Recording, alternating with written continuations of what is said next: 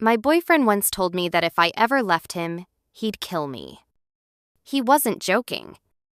I met Ethan Vale the same night I broke up with my ex, Derek Mitchell.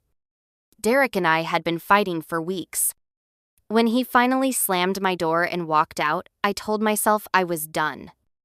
Sarah, my best friend, refused to let me spiral alone. She dragged me to a campus-adjacent bar downtown, one of those crowded, sticky floor places where the bass rattles your bones. I didn't want to go, but I figured 2 drinks might numb everything. By midnight, Sarah bailed. Her crush texted and she vanished with a thumbs up and you good? I told her yes. Lie. I don't remember when I left. The neon dropped off after 2 blocks, and the cold November air made the city feel hollow. That's when a man in a black hoodie grabbed me. He yanked my arm hard enough to bruise. I shouted, "Let go!" He leaned in and, for anyone listening, snapped, "Stop making a scene. We're going home." He dragged me toward a narrow service alley between a shuttered bodega and a vape shop. I hooked my fingers around the brick corner and screamed. He slapped me so hard my ears rang and the world smeared. He jerked me deeper into shadow. Then he folded, just crumpled. Behind him stood a thin guy with a broken beer bottle's jagged neck in his fist. He slid me behind him and held the glass steady at the attacker's chest. "1 inch the wrong way and you bleed out," he said. Flat. Clinical. The man froze. My rescuer flicked the glass into a dumpster and tugged me toward the streetlights. Under the glare, I finally saw him sunken, reddened eyes, bone-thin frame, a lollipop stuck between his teeth like a child's prop on a starving face. He looked dangerously sleep-deprived still. When he glanced at me, there was real concern. He unwrapped another lollipop and pressed it into my hand. That was Ethan Vale. I was a junior, pre-grad exam grind. I rented a cheap 1-bedroom near campus for quiet and control. Safe locks, a decent deadbolt. Ethan walked me to my building. He had me call his phone so we'd both have the number. "If anything feels off, text or call," he said. No pressure to come inside.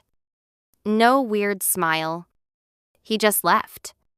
Inside, I double-locked the door and fell across the bed, still in my jeans. When I woke late afternoon, my cheek throbbed from the slap. I lifted the blinds and startled across the street. Crouched in the building's shadow was Ethan.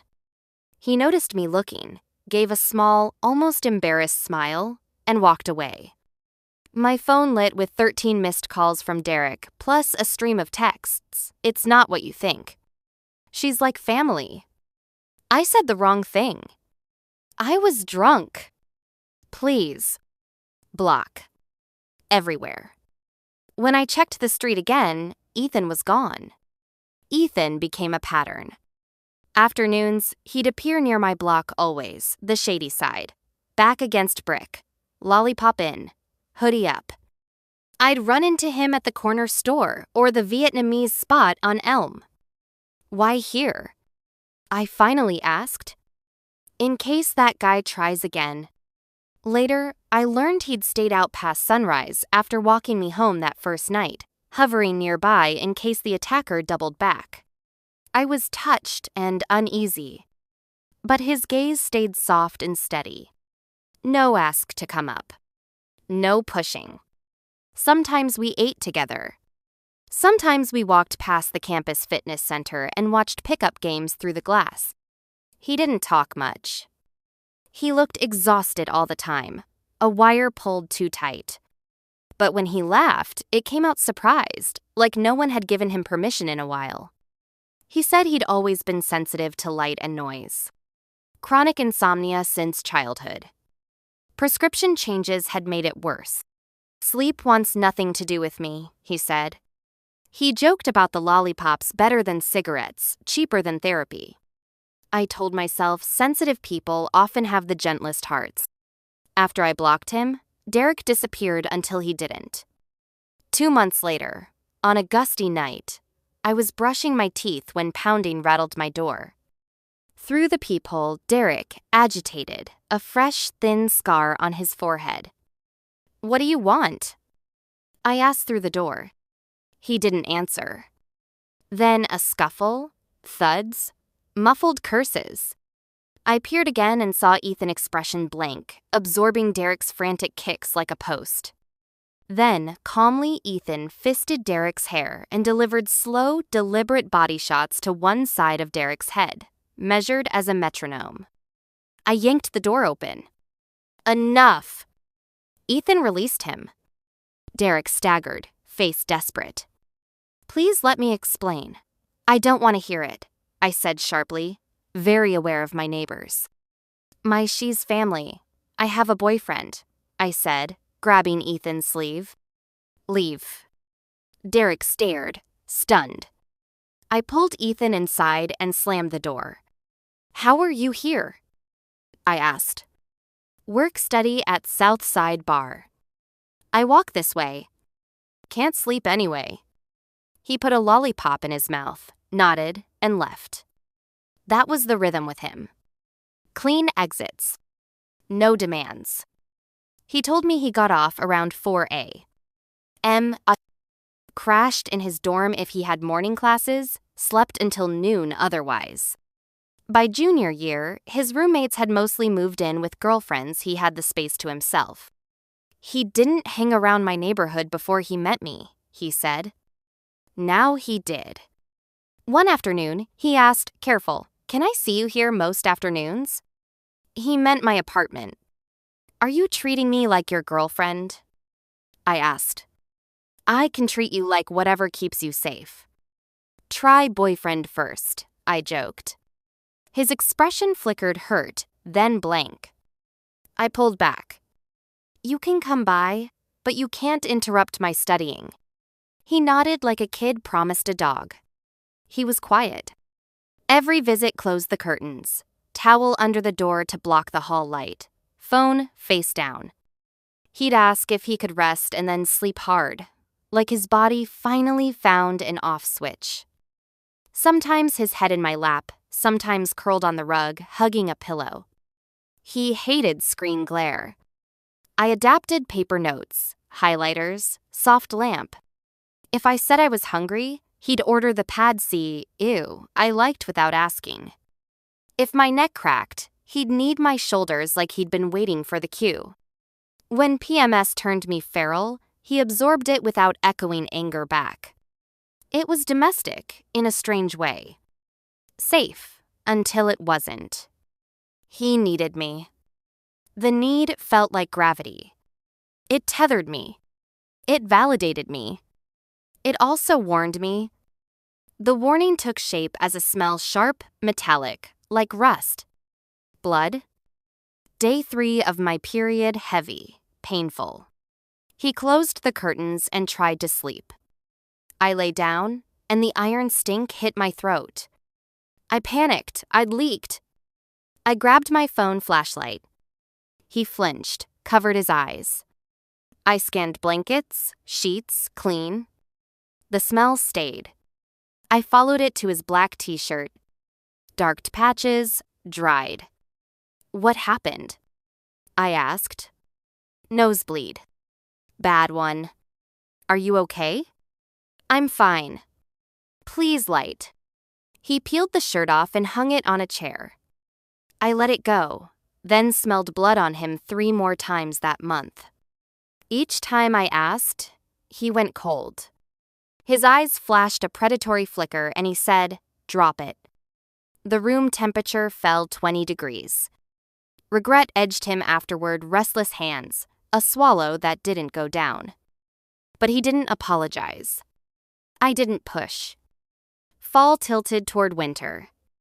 Ethan grew stranger, longer trances, delayed answers, gaze slightly off-center. One afternoon, I found a Swiss Army knife folded on my comforter. He snatched it back, careful and possessive. "Why are you carrying that?" I asked. "Bar can get rough," he said. "It's for protection." He sat on the floor, turned the knife over in his palm, and absent-mindedly traced slow circles in the air with the closed spine. Watching him in the mirror, my scalp prickled. The first night we met, he'd drawn the same small, patient circles with a shard of glass at a man's chest. 1 inch the wrong way and you bleed out. Now, under his breath, he muttered, like calibrating. Between which rib won't kill you, won't die, his eye sockets looked deeper. The air thinned. I decided to end it after finals. Move out before spring semester. New lease, new number, clean cut.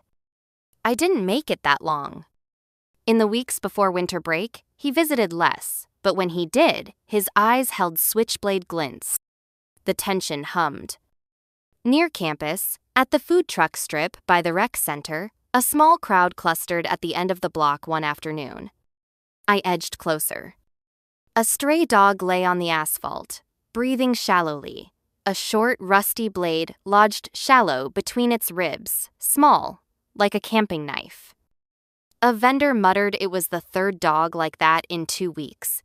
Same method, same location. People whispered about calling animal control.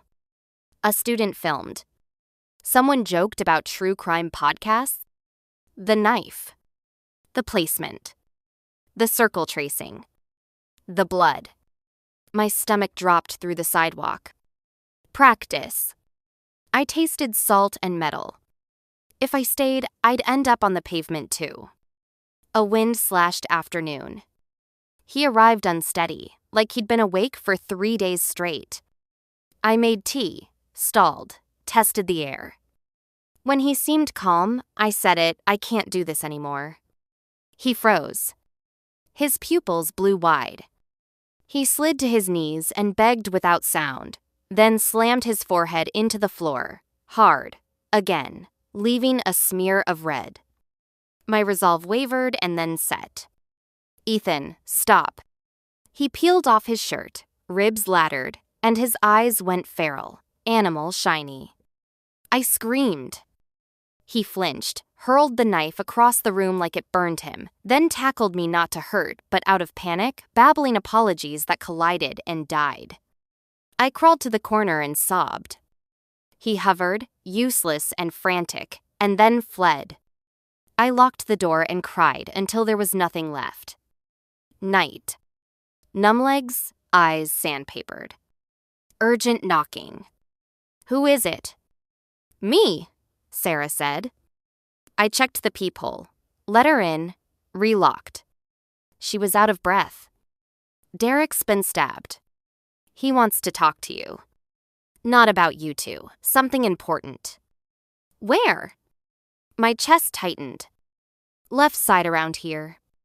She pointed near her ribs. They don't know who did it. I grabbed my coat. Let's go. At the hospital, Derek went into surgery. I waited with Sarah and watched snow start to fall through the lobby glass. By the next day, Derek could talk. Second to last rib, left side, he said quietly. I think it was Ethan. No proof. He'd tried to apologize back in November. Each time, Ethan intercepted him. The forehead scar I'd seen came from one of those encounters. Something's off with him, Derek said. I felt it the first time. He'd dug around using student government contacts. Ethan's major, class schedule, dorm. Roommates from freshman year said Ethan never slept at night. They'd wake to the glow of his phone, and sometimes worse. One night, a roommate got up and found Ethan crawling slowly across the floor in white boxer briefs, skin darkened, eyes reflecting nothing.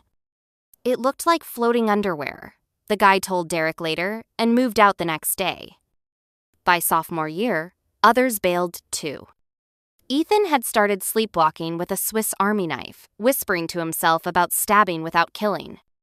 The worst, he once stood under a top bunk roommate, gently tapped the slats with the knife's back, listened, then murmured, almost pleased, "The watermelon is ripe." That roommate left barefoot and never returned. Derek rushed through the story, and when words failed him, he thumped his temple and kept going.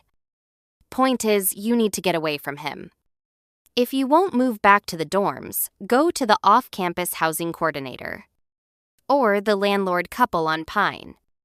They'll help, no questions. He was right. I nodded. Focus on healing, I said, and meant it. Before I left, he asked me to unblock him. If anything happens, call me. Put me first in your favorites. I said, okay, throat tight, and didn't turn around.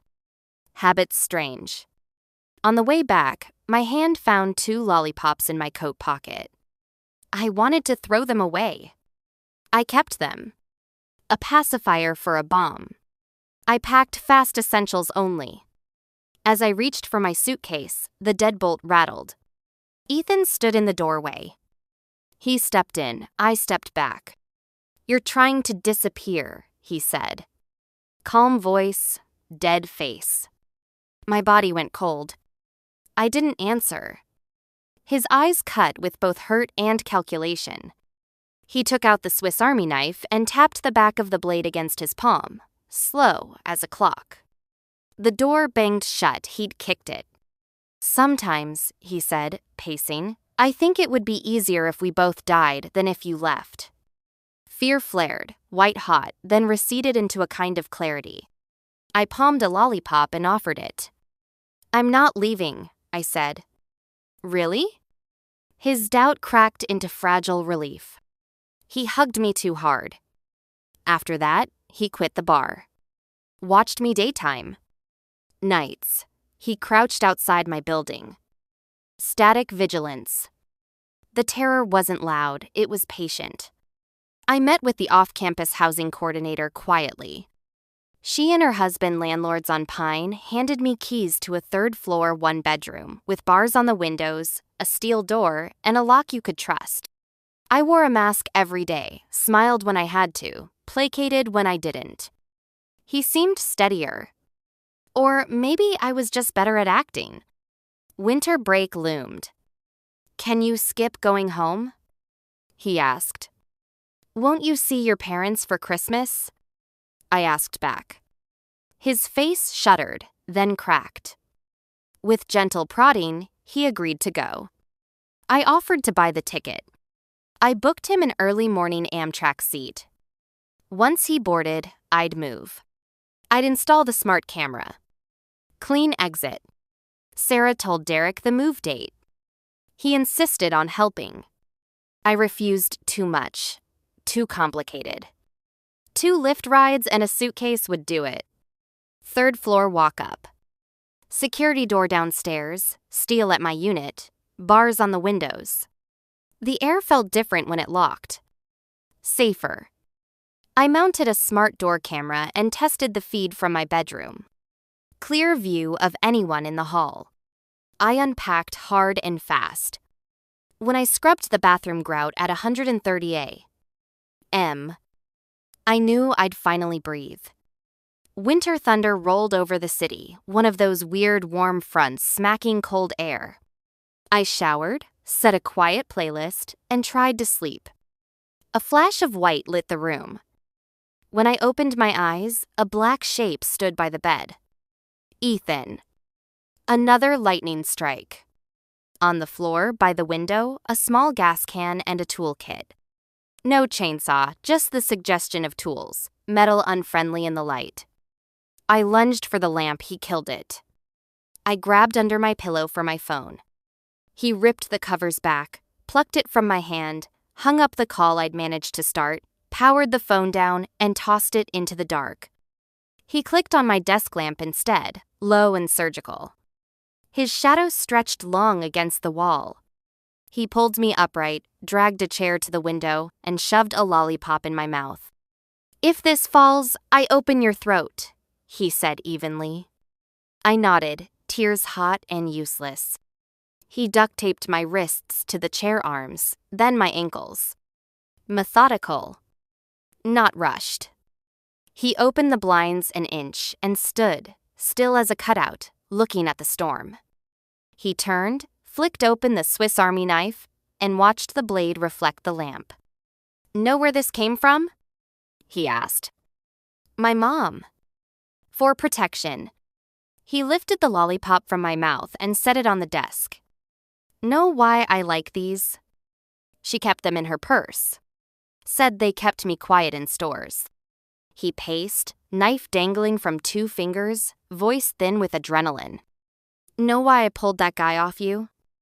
Drunks. Drunks who think they can do anything. The story spilled out in jagged strips. His dad's failed business. The drinking that followed. The belt. The beatings. The nights of listening for footsteps and bracing for impact in the dark. At 11, a storm like this. The power out. His father stumbling in, swinging.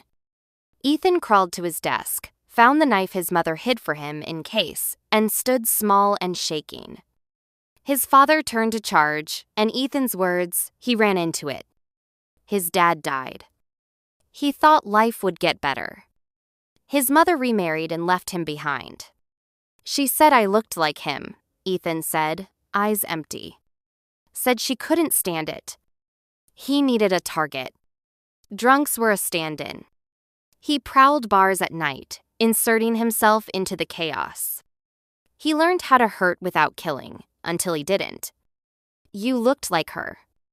Younger, he said softly. Safe? Kind. You were supposed to be mine.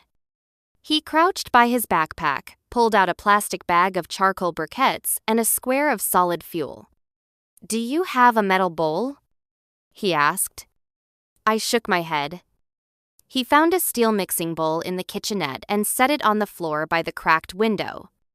He poured the charcoal, squirted accelerant, and lit the gel. Blue flame. Heat. The air changed. CO poisoning. Not dramatic. Efficient. I thrashed. The tape held. I spit the lollipop and screamed. He clapped a hand over my mouth, then wrapped layers of tape across it. I've put holes in more people than I can count, he said, eyes far away. I only regret 2. He held up a finger. Him. He meant Derek. I saw you go see him in the hospital. That made you want to leave me more. Second finger. My father. If I'd learned where to cut without killing, he'd still be alive. She'd still be my mother. He sighed, almost bored. But time doesn't run backward. He nudged the bowl with his shoe. The flame licked higher. Let's leave together. No one will tell us what to be. He looked at me, gaze softening. Can I call you Mom? He waited. The flame kept talking to the air. The room bent sideways. Sound thinned. My heart turned into a drum in a tunnel. Glass shattered. The window burst inward. A flashlight beam sliced the room. A voice, Derek's shouting my name. A crash. Then darkness. I woke to fluorescent ceiling panels and antiseptic. Derek sat in a chair, colorless, exhausted. Am I pain ricocheted through my skull? The room blinked out. Later, I learned I'd barely placed a call before Ethan killed my phone. Derek, paranoid and stubborn, used Find My to locate me residual shared access from when we'd swapped devices and set up mutual tracking, back when we thought it was romantic. He broke the window with a camp shovel from his trunk, dragged me out, and killed the flame with a wet towel and a fire extinguisher he grabbed from the hallway. Ethan died. The autopsy listed chronic sleep deprivation, malnutrition, and carbon monoxide poisoning. The paper called it a disturbing domestic incident near campus. No one said his name. I breathed. I hated that I breathed in a world where he didn't. I hated that I felt anything about that at all. A week later, a young woman with Derek's eyes knocked on my hospital door. I'm his cousin, she said. I'm sorry. I was petty. I wanted his attention and didn't know how to ask for it. I made everything messy. He's not a cheater. He's just bad at boundaries. she cried. I listened. She had receipts, photos of holidays, school plays, birthday cakes, a childhood that did look like siblings, not flirtation. My own edges softened around old fights. When I was discharged, Derek and I talked for hours. We named what we'd done wrong. He owned his passivity and the boundary failures with family. I owned my jealousy spikes and the way stress turned me mean without warning. We didn't promise forever. We promised the next honest thing and then the next. We started therapy individual and together. Slow work. No grand gestures. Small, consistent ones. Campus police and the city PD wrapped their investigation. Witnesses came forward about the stray dogs, the late-night altercations near bars, roommates with knife stories. The pieces made a picture no one had wanted to look at while it was still developing. Ethan wasn't a monster in my memory. He was a broken boy who became something that could not be allowed to continue. Both things were true, and neither made the other less true. 2 years later, Derek and I got married in a small ceremony behind his aunt's house. When our daughter was born, we named her Hope. Corny, maybe. Accurate. Here's what I learned. Love is not possession, not protection at the cost of autonomy, not obsession masquerading as devotion.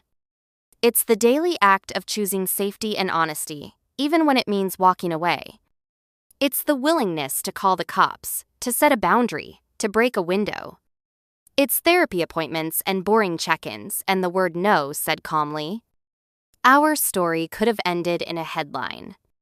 It didn't. That doesn't make us special. It means enough people did enough things right at the right time, and luck didn't abandon us. The difference between love and control is the difference between a hand and a fist. The end.